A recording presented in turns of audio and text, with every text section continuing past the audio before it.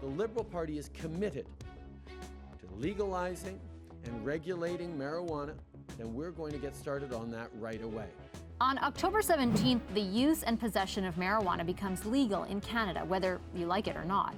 Debate is still abuzz over the advantages and whether they outweigh the dangers. We know that criminal prohibition has failed to protect our kids and our communities, and we need a new approach. The top reasons the feds say they wanted to legalize weed: to stamp out the black market, cut crime, and keep it away from kids. But will that work?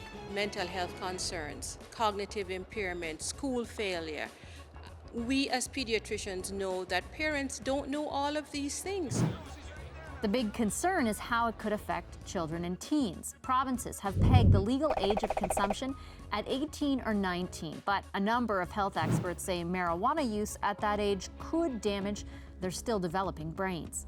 The government has launched campaigns to raise awareness around those risks, as well as the increased risks on the road. But whether those campaigns will work is another question.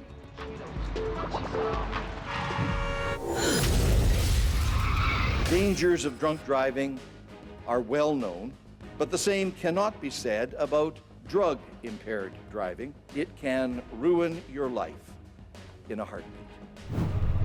There are serious concerns around driving high. It's still a crime, and authorities expect a spike in incidents post-October 17th. The police would be authorized to demand an oral fluid sample if they have reasonable suspicion that the driver has drugs in their body.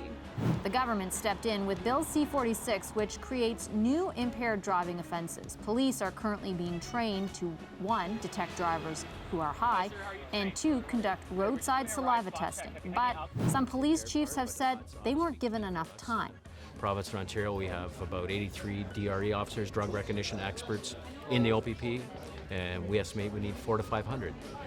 That's a long process to get those officers trained. Then there's the U.S. border. Although some states have legalized cannabis, federally it's still illegal. That means if Canadians trying to cross the border admit to using marijuana, border agents have every right to deny them entry, apprehend them, or even bar them from the U.S. for life. The head of Canada's Marijuana Task Force has this advice for Canadians: practice common sense. I'm not being frivolous when I say don't wear a t-shirt if you're crossing the border that, has a great big marijuana flower pet plastered on it, right? Whether the positive or negative, eyes from around the world will be on the repercussions, given Canada is the first G7 nation to legalize weed.